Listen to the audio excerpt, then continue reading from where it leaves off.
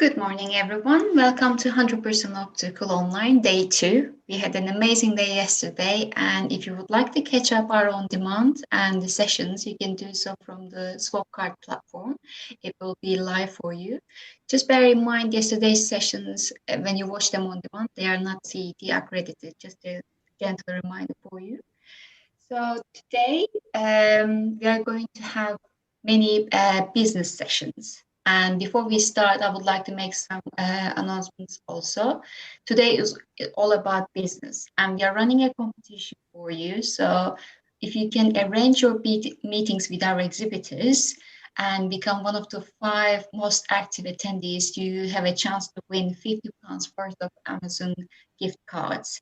And all you need to do is visit our exhibitors and check their profiles, products. You can chat to them directly, or you can request to meet with them, and your meetings will be arranged. So if we start today's sessions, we've got Andy Clark, the owner of Practice Building. Welcome, Andy. Good morning. How are you doing? I'm good, thanks. I'm looking forward to this. Perfect. I just want to remind everyone as well, we've got live discussion chat box on the right-hand side of the panel, and you can ask your questions to Andy. There will be Q&A at the end of the session. So Andy, I'm going to leave it to you now. Thank you very much. So good morning, everybody. I'm Andy Clark. I'm an optometrist. I run Practice Building, which is a firm that specializes in helping independent practices grow their businesses. And today we're talking about lifetime value, the lifetime value of each patient that you see. You've probably noticed, you'd have to be dead not to have noticed, that things are quite different now compared to the way they were 2 or 3 years ago. And one of the questions we're being asked a lot is, well, what's the next phase of optics going to look like? And we're getting clues already, aren't we? Did you notice during the lockdown when you tended to see people who actually really wanted to turn up, instead of the people that you demanded, you come back because it's time with your recall, that you started selling more spectacles because people were coming because they were motivated to do so rather than because somebody like me had told them it was time to come for an eye test. So if we look at instead of looking at individual transactions with somebody, if we were to consider the lifetime value of a client, the old model could look something like this. So down in this bottom corner here, we've got a transaction. Somebody came in, and down at the bottom there, that's the value of the eye examination that they had. And then they had a dispense, and that's the value of the dispense. I would love to tell you the colors. My designers keep forgetting that I'm red-green colorblind. So I'm going to talk about the bottom one and the top one. I think it's kind of greeny and orangey, but anyway. If we were to then look at the lifetime value of this customer over the next X months, it can kind of look like that. In other words, it doesn't increase. The lifetime value stays the same every month because there's no more transactions going through. The last data I saw on this says that in the UK, the average time between transactions is about 33, 36 months, depending on quite who you read. So let's assume that this patient then returns somewhere around the 36-month point, and they purchase some more spectacles, and they have another eye examination, and they reset their lifetime value probably for another 33, 36 months, and then they do it again. So the thing would eventually just start stepping up slowly over a long period of time. Now, let's look at what could be the new alternative model to this, where instead of telling people that they've got to come back every 24 months, we let them come back more when they choose to and discover that they do it more frequently. Where instead of letting them settle for a standard eye examination, we inspire them to take better care of their eyes. Where instead of just telling them where their prescriptions change to trigger a new RX, we start talking to them about the ideas that they could wear different spectacles for different situations. I bet you're selling lots of Zoom glasses. These are my Zoom glasses. These are useless any other time than when I'm actually doing this job. But I wanted to have some smart specs with the right coatings on and the right lenses to be able to do this job, and for me, they're invaluable. So in the new model then, he says, wandering over here, we have another transaction just there. But instead of just selling them an eye examination and a pair of specs, we then get them to sign up to Bespoke Planned Eye Care, and they start giving you a small amount every month to take the very best care of their eyes. This is nothing new, I know. But so few people are getting this right. They do that every month. And then, because we are talking to them on a more regular basis in a tailored way, they choose to come back and purchase more spectacles more frequently. And then they carry on paying you every month, and they carry on purchasing more spectacles. There are three things that have got to be in place if you want that model instead of this model.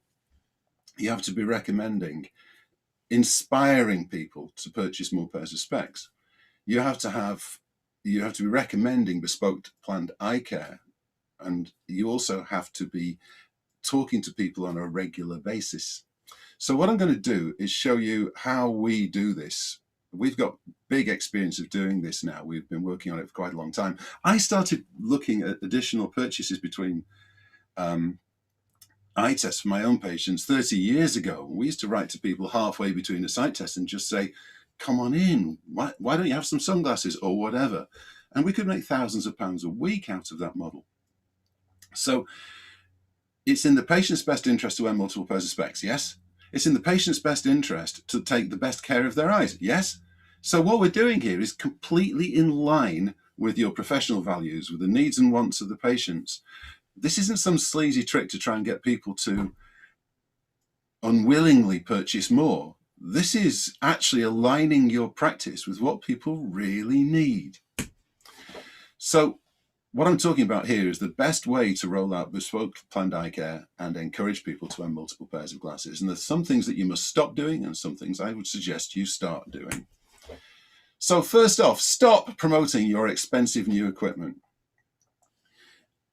That doesn't mean don't have it. That doesn't mean don't sell it. It doesn't mean don't charge more for it. It's just that the patients don't understand it. You know, I know what an Optimap does. You know, I know what an OCT does. We all know they're wonderful. We also know we need to charge more for them. However, the Optimap and the OCT and all the other toys, we've got clients now buying axial length measurement machines already simply so that they can get on top of myopia management. These are all expensive pieces of kit, but they don't mean a great deal to the patient.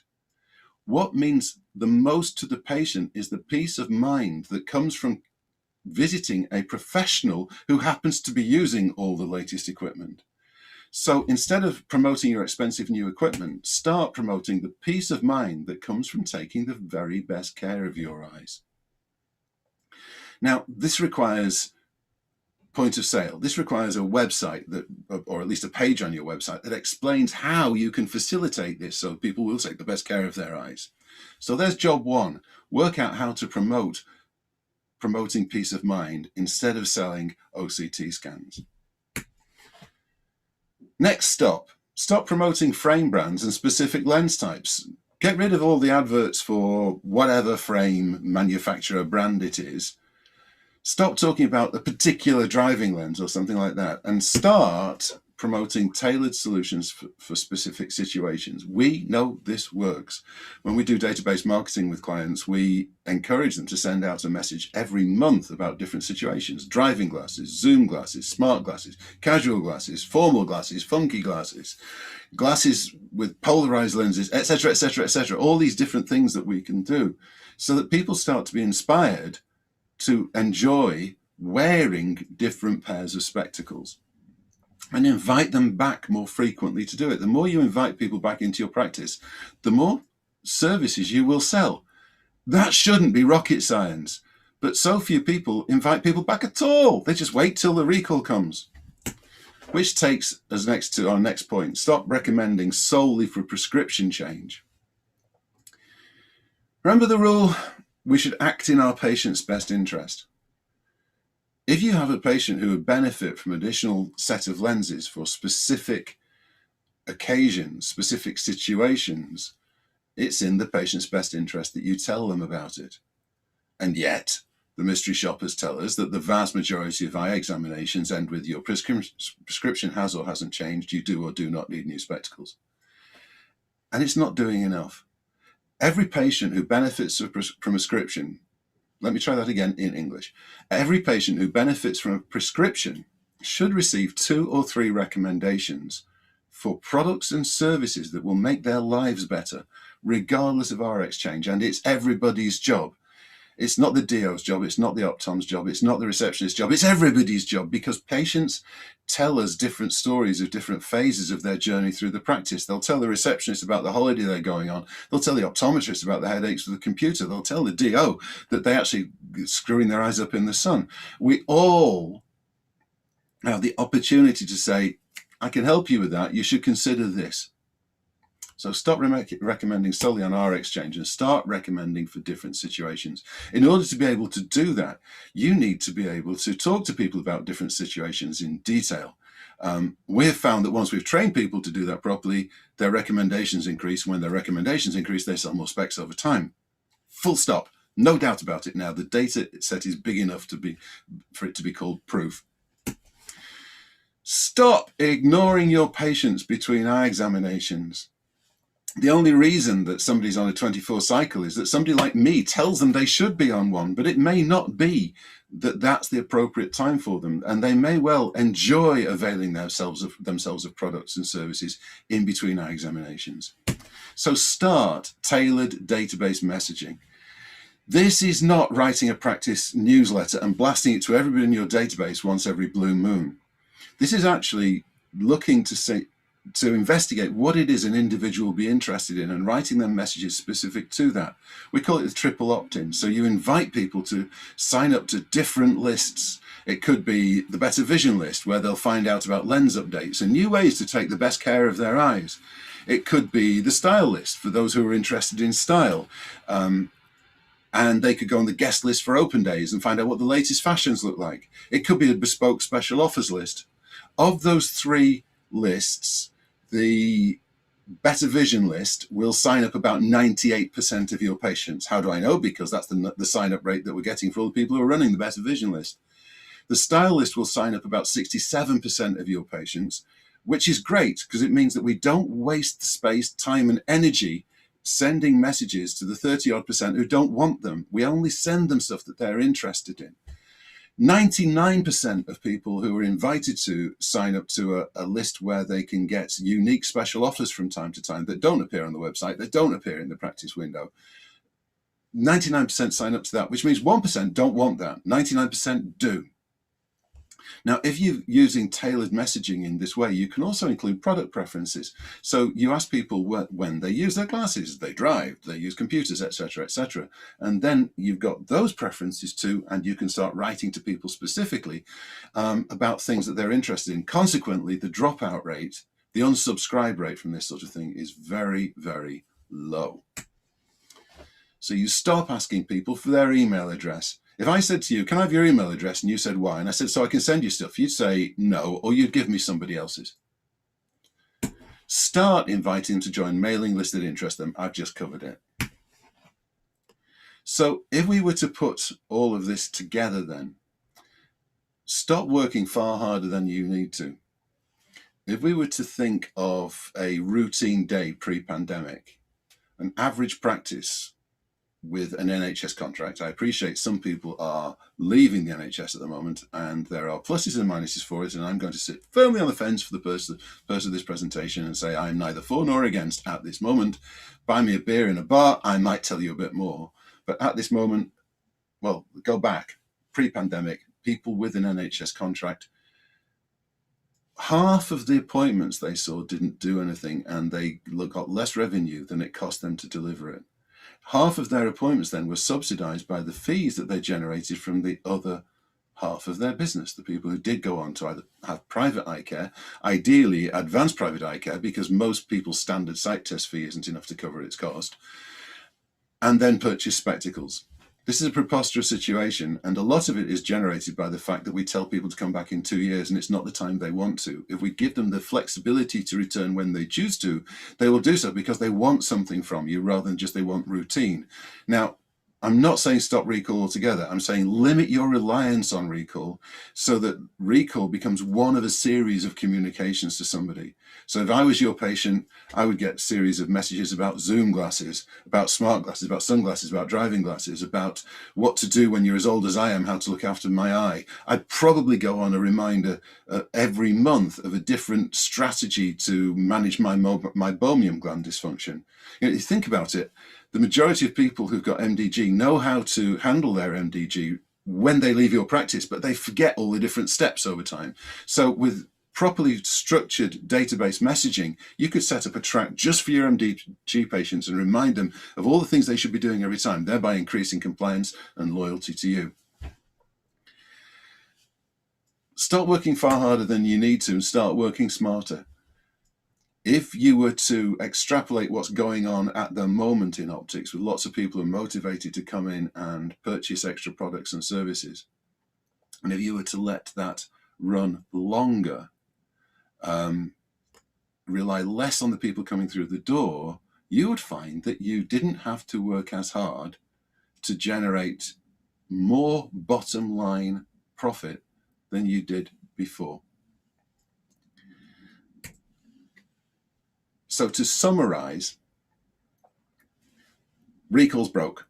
Stop relying on recalls, send people one reminder, and then send them other things. To summarize, stop recommending just on prescription and start recommending for situations. And it's everybody's job. If your staff say that they don't understand the lenses, train them. It doesn't take a great deal of time to teach people about the 10 lenses you actually sell the most. Start writing to people properly and tailor the messaging to their individual needs and wants so that they feel engaged with the messages, that you demonstrate that you do care and that you've contacted them properly and regularly. That way your unsubscribe rate will be very, very low. Start promoting bespoke planned eye care instead of asking people just to upgrade and buy a scan. I appreciate that at the moment it's relatively easy, and let's make sure it stays like that. But the real key is bespoke planned eye care. And while you're doing that, I know there are some people out there who suggest that the only way you can get people into paying monthly amounts, £10, £12, whatever, is by giving people a discount on glasses. We cannot agree with that. We have practices who are demonstrating extremely well that if you run bespoke planned eye care properly, because the patient is signing up for something that they actually want, in other words, they want chair time, they want the peace of mind that comes from taking the best care of their eyes, and it only costs them £9 a month. You do not have to put a discount on glasses in it. And if you don't put a discount on glasses, you don't have to create a contract with an end date that they've got to pay until. If you don't do that, it doesn't trigger the unsubs in the same sort of way. So people tend to stay with the schemes far longer if they're not doing it just to buy a discount. So seriously consider whether you offer a discount. You don't need to. The other thing about the discount is it creates the long price for everybody who's not on the scheme. It lifts that up. It creates a higher long price. So I've been told I've got to talk for about 20 minutes, and we're getting to about 20 minutes, so we've got time for Q&A and questions and answers.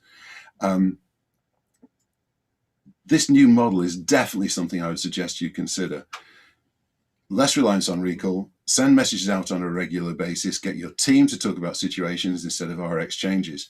And instead of having that old model, you should have something like this, where you can start to build significant revenue per patient over time. But because it's smaller chunks on a regular basis, it is extremely affordable, and therefore the opt-in can be quite significant. If you'd like me to give you any particular help, book a call with me other than at the show, call pbandy.uk. And one last advert for us.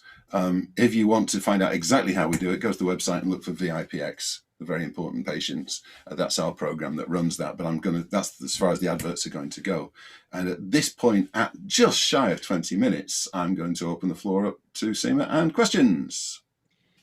Thank you very much, Andy. That was brilliant. I'm just going to share my screen very quickly for the questions. I want to start with, there's one question here. You already mentioned about the discounts, but how important are discounts on multiple purchases over time? How important are discounts on multiple purchases over time? They are not important on multiple purchases over time. What's far more important is affordability. Mm-hmm. People have a comfortable budget. Say, for example, you were going to go out and buy a coat next weekend. You'd have a budget that you'd set. I'm comfy spending that on my coat this month. And people's comfortable budget on eye care and eyewear, particularly eyewear, is proportional to the amount of income they've got. If you go to the Office for National Statistics and look up the net household disposable income per household in the postcodes where your patients live, and divide that by 365, that tells us what their net household disposable income is per day, you will find that your average transaction value is somewhere in the region of 1.7 times a day's income. And that's true over the country, whether it's in a really, really high-end, smart, exotic place, or it's at the other end of the poverty scale.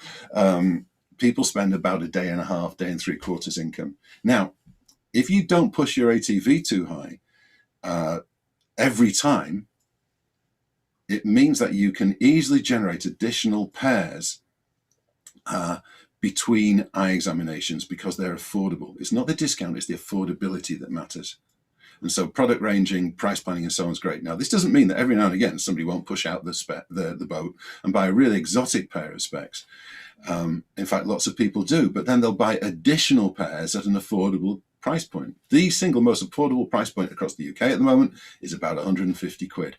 People aren't having a difficulty shifting additional pairs at £150 each. Now, that may not be the super duper frame and lenses, but it's the additional pair of sunnies or reading in bed glasses or whatever. So yeah, discounts don't matter, affordability does. Perfect. I've got one more question here. Do you allow spend on eyewear to be spread over time by increasing monthly payments? By increasing monthly payments. Yeah. I think the idea of letting people purchase eyewear over time is very good. If you look at the interest-free credit rules, it's perfectly right and proper. Sorry, let me get this right. You're not breaking any rules if you divide a purchase by 12 and charge people 12 monthly payments. If you go to 13, you've broken the regs. So you must make sure that you offer your interest-free payments over 12 months. And it's a great way of saying to somebody, well, this is Andy's zoom lens. He's got occupational lenses with a beautiful coating and a bespoke frame, and they cost £28 a month or £20 a month, something like that. Mm-hmm. It's a great idea. The very premium practices find that they don't need to let people spread cost over any months because these people are so wealthy they really don't mind £500 on a pair of glasses. But the next section down, the sort of higher price above average groups, they do like to have interest-free credit. You have to look very carefully at it. You have to be able to explain it properly to explain to people what happens if they default. Defaults, if you do it right though, the defaults are very, very low and you will sell more specs. One of our other coaches, he runs 3 practices and he says, people keep saying to me, oh, that means I can have anything I like if I can spread the payments. Final point on that one, it's also very appealing to the younger generation. People are always telling us that they'd like more 35 and 40-year-olds. Well, 35 and 40-year-olds are very used to paying monthly for things from phones to car insurance, etc., etc. And if you say to them, well, this is only an affordable amount each month, 20 odd pounds or whatever, yeah, they will then purchase beautiful glasses and they'll do it more often. Perfect. You also mentioned about the communication with the database. How frequently should practice owner or the communicate with the database, their databases? We have found very, very little dropout for 2, 3, or maybe 4 communications a month, but it depends more upon how many options the patient has ticked. If you are sending them things that they are genuinely interested in, so you've got them into different mailing lists and you've tagged them for different products or services, it's something that they start to recognize as being valuable and they will accept more comms. If you send them a blast message out, let's say it's all about the latest driving lens, and they happen not to drive, they'll think that's a waste of time and they'll start. What will happen is they won't open your messages to start with. In the end, they'll see so many that they haven't opened and they don't know what they were about that they'll unsub. So the art of great database marketing is the tailoring of the messages for the preferences of the recipient. And so you need different lists and you need the ability to tag by interest, services and products that they're interested in, and then aim for 3 or 4 and it'll work. Mm-hmm. Okay, I'm just going to wait for some more questions from the audience. In the meantime, I just want to remind everyone that Andy is here and he's also got second session this afternoon. So if you would like to meet with him directly, you can either go to a practice building session on platform on the sponsors or profiles, or you can find him from the attendee list and arrange your meetings and talk to him directly. So I don't have any further questions here, Andy. I want to say thank you very much. My pleasure. So I will see you this afternoon as well. So just to remind everyone, the next session starts at 10:45. It's all about effective retail design, and we will welcome retail experience design team talking about this session. So thank you very much all. Thank you. Bye now. Bye.